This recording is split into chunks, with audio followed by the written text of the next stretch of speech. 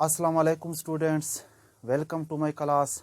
अच्छा students, chapter start था vectors and equilibrium.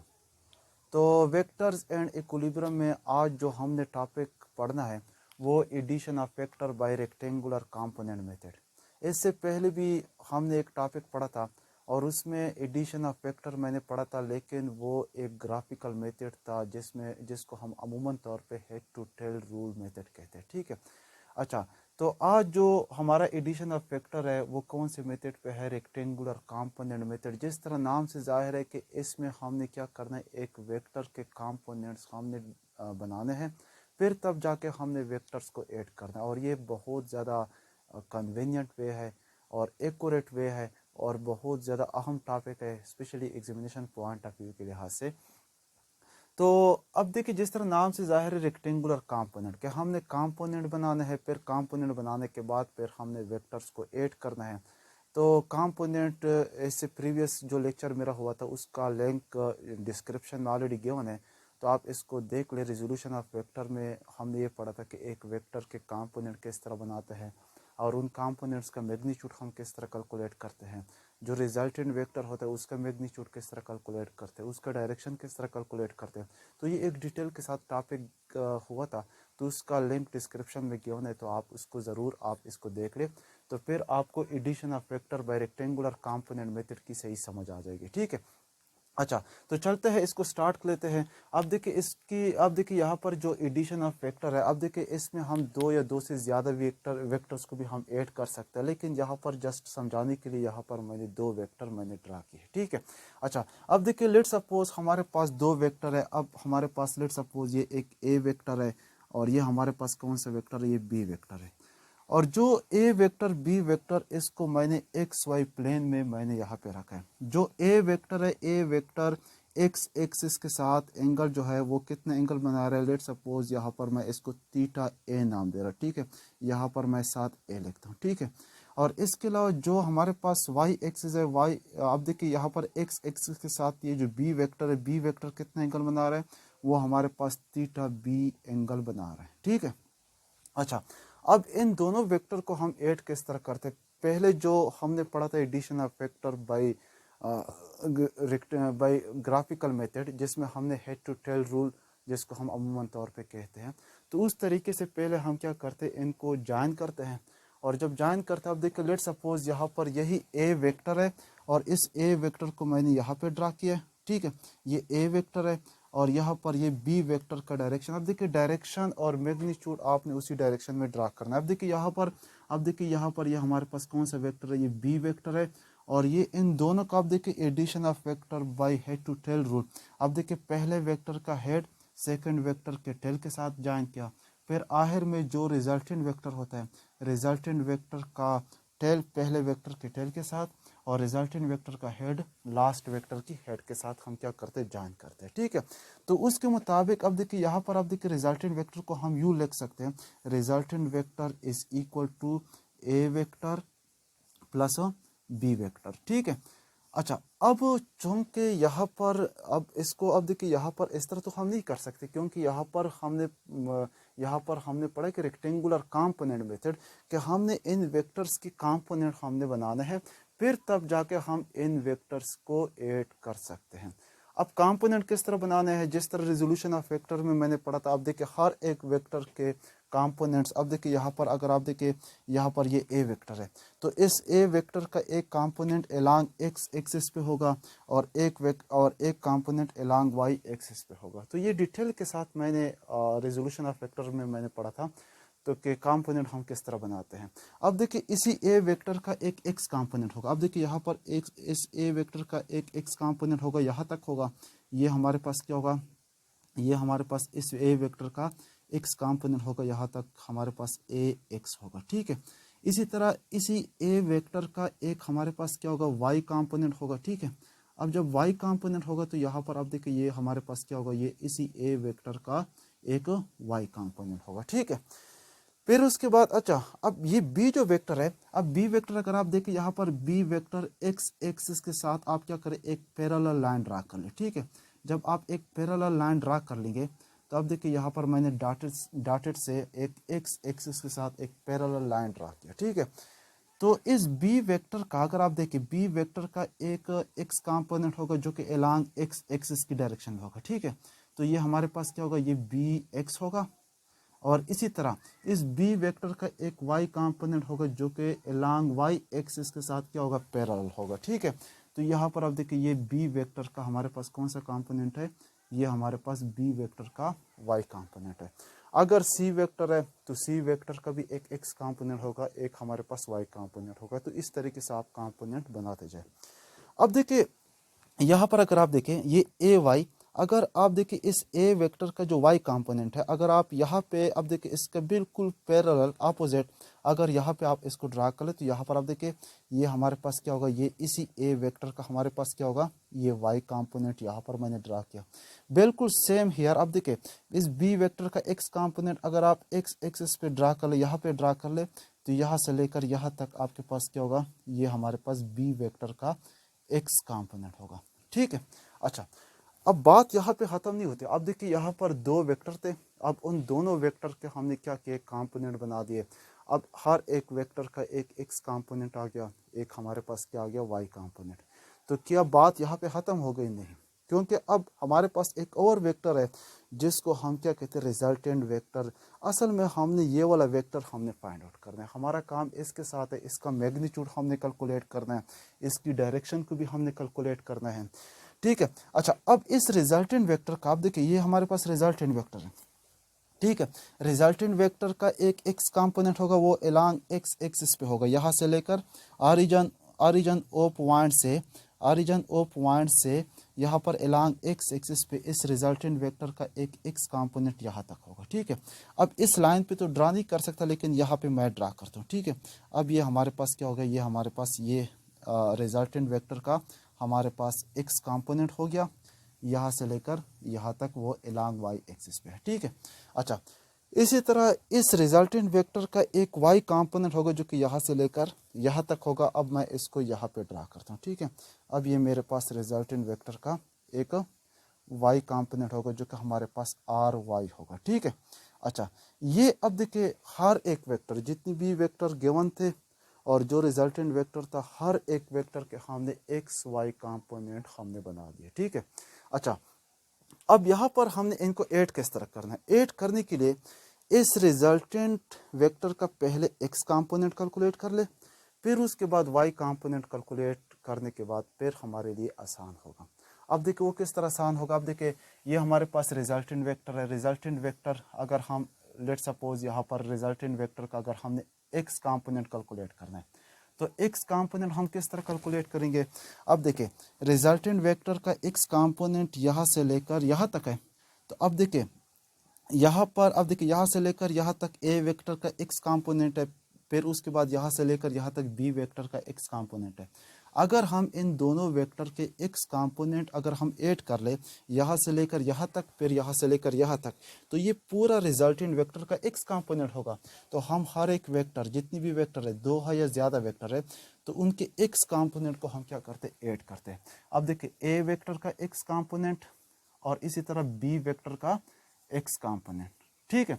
अच्छा, इसके अलावा अगर आप देखिए इस तरह आप लिख सकते हैं आर एक्स और यहाँ पर आप क्या लिख सकते हैं, आप देखिए आप इस तरह भी लिख ए एक्स प्लस बी एक्स और साथ साथ आप क्या लिख सकते, आप आई यूनिट वेक्टर भी आप साथ साथ लगा सकते हैं, ठीक है।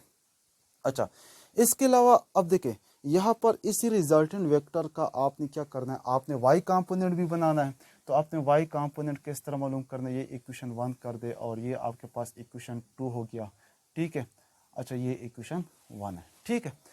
अच्छा, अब इसके बाद रिजल्टेंट वेक्टर का हमने क्या करना है, वाई कंपोनेंट हमने मालूम करना है, ठीक है। वाई कंपोनेंट अब देखिए यहाँ पर वाई कंपोनेंट के लिए हम क्या करते हैं, अब देखिए यहाँ से लेकर ये रिजल्टेंट वेक्टर का यहाँ से लेकर यहाँ तक वाई कंपोनेंट है, लेकिन ये वाई कंपोनेंट किसके बराबर है, पहले वेक्टर का वाई कंपोनेंट यहाँ तक प्लस फिर दूसरे वेक्टर बी वेक्टर का वाई कंपोनेंट यहाँ तक। जब हम इन दोनों को ऐड करेंगे तो रिजल्टेंट वेक्टर का वाई कंपोनेंट आ जाएगा।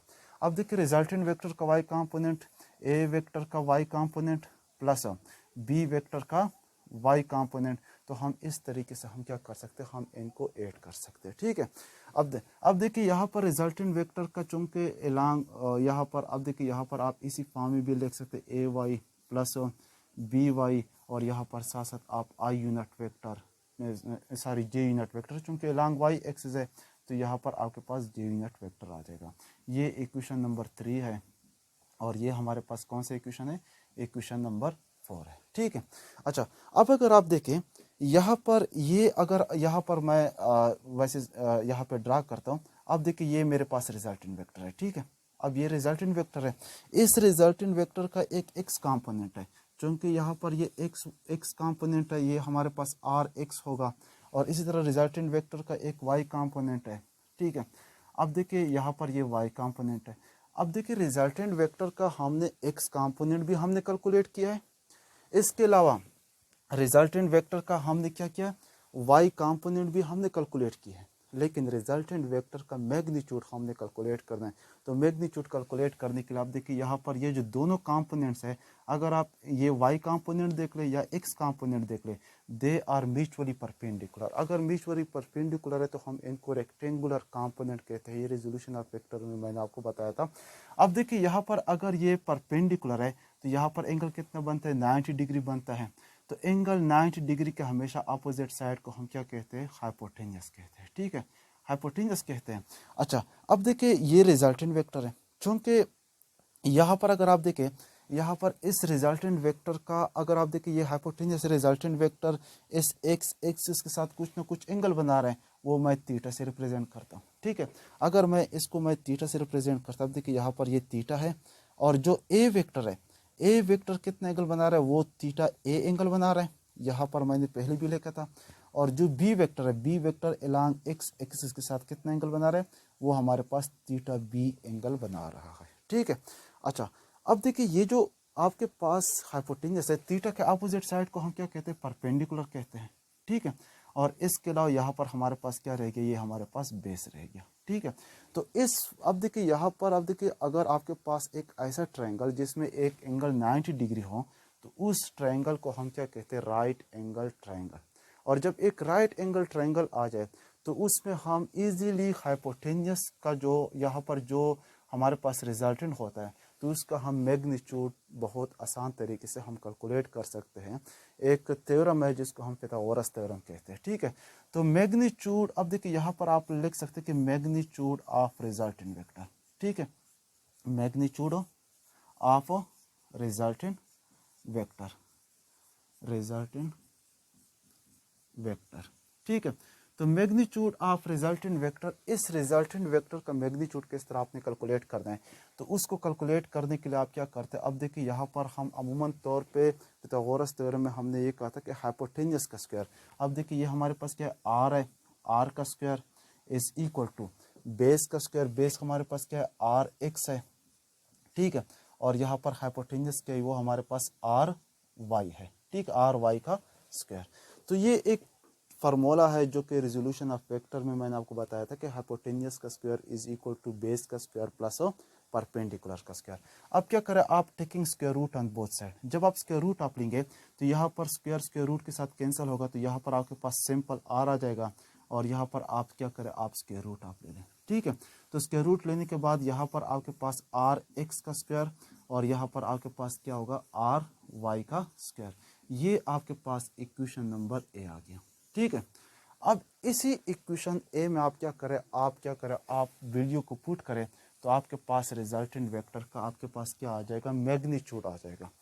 अब देखिए जब हम वैल्यू पुट करेंगे, तो वैल्यू पुट करने के बाद अब देखिए यहाँ पर ये जो रिजल्टेंट वेक्टर था, रिजल्टेंट वेक्टर आपके पास क्या था, आर था, R vector is equal to इस रिजल्टेंट वेक्टर का जो एक्स कंपोनेंट है वो कितना है, वो हमारे पास ए एक्स का स्क्वायर, और यहाँ पर आपके पास आर एक्स, चूंकि वैल्यू आपने पुट करने हैं, आर एक्स रिजल्टेंट वेक्टर का एक्स कंपोनेंट की वैल्यू आप पुट करें, R X from equation number 1 and equation number 3, A X plus यहाँ पर आपके पास क्या आ जाएगा, बी एक्स और साथ साथ होल स्क्वायर आ जाएगा। ठीक है, इसके बाद आपने रिजल्टेंट वेक्टर का वाई कंपोनेंट है फ्रॉम इक्वेशन 3, इस इक्वेशन 3 और इक्वेशन 1 से आप वैल्यू पुट करें। रिजल्टेंट वेक्टर का वाई कंपोनेंट कितना है, वो हमारे पास ए वाई का स्क्वायर, और यहाँ पर आपके पास क्या आ जाएगा बी वाई, यहाँ पर सारी होल स्क्वायर आ जाएगा, ठीक है।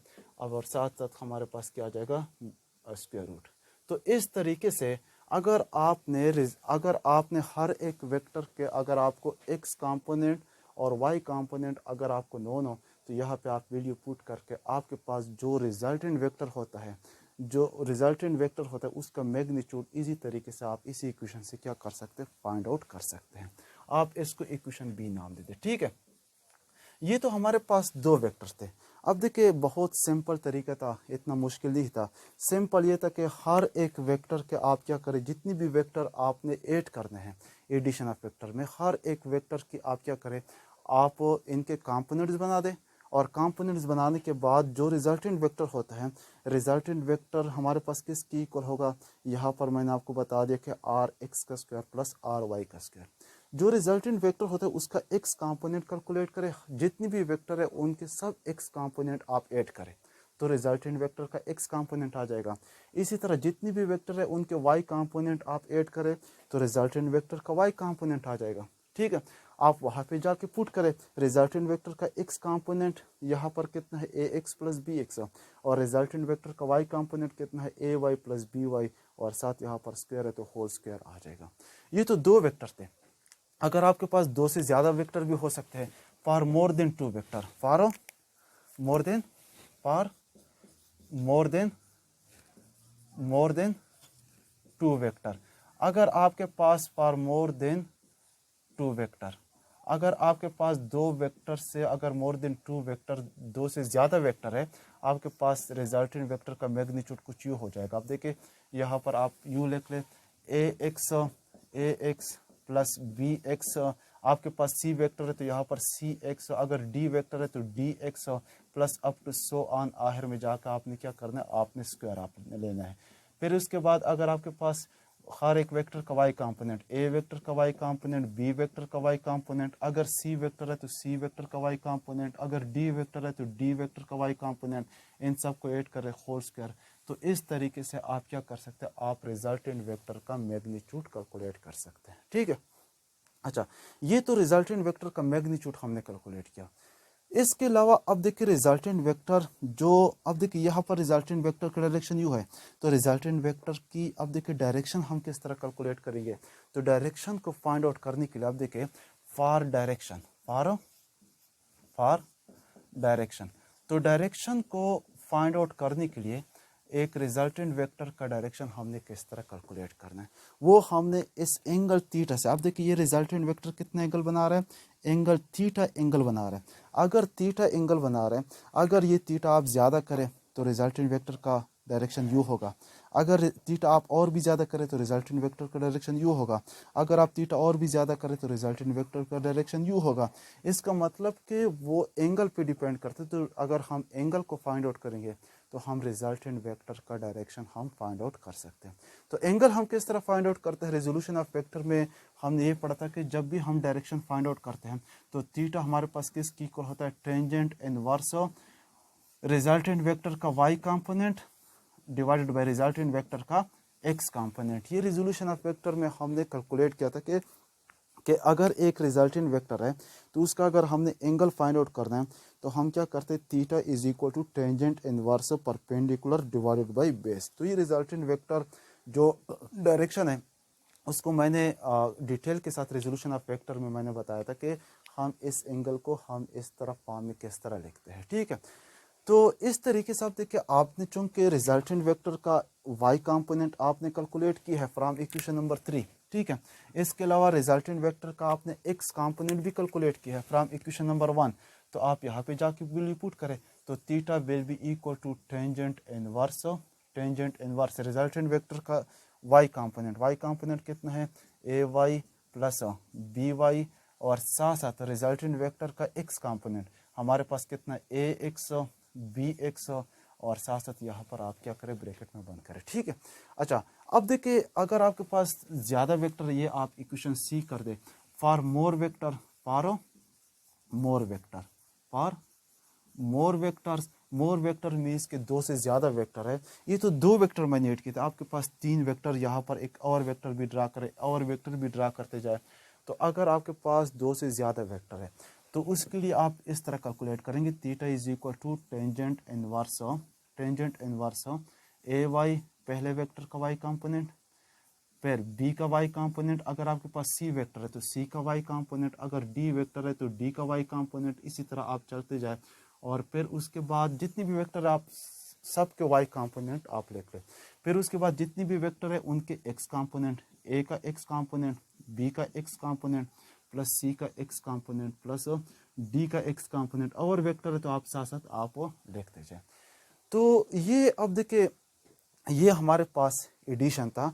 तो अब देखिए ये addition of vector by rectangular component, जिस तरह नाम से जाहिर है कि हमने वेक्टर्स के कंपोनेंट्स हमने बना दिए। फिर उसके बाद हमने वेक्टर्स को ऐड किया और उसका मैग्नीट्यूड हम किस तरह कैलकुलेट करते हैं, उसका मैग्नीट्यूड हम according to the equation B, और इस फार्मूले के मुताबिक हम एक रिजल्टेंट वेक्टर, जो हम वेक्टर जितनी भी वेक्टर ऐड करते हैं उसका मैग्नीट्यूड हम इस फार्मूले से हम कैलकुलेट करते हैं। लेकिन हर एक वेक्टर का एक्स कंपोनेंट अगर वाई कंपोनेंट अगर आपको मालूम है तो आप रिजल्टेंट वेक्टर का मैग्नीट्यूड हम कैलकुलेट कर सकते हैं, और इस तरीके से हम आसान तरीके से हम वेक्टर्स को हम ऐड कर सकते हैं। इसके अलावा डायरेक्शन को फाइंड आउट करने के लिए हम इस एंगल का सहारा लेते हैं, टेंजेंट इनवर्स रिजल्टेंट वेक्टर का Y component divided by resultant vector का एक्स कंपोनेंट। चूँकि वाई कंपोनेंट और जो रिजल्टेंट वेक्टर है एक्स कंपोनेंट, ये ऑलरेडी आप कैलकुलेट कर चुके हैं।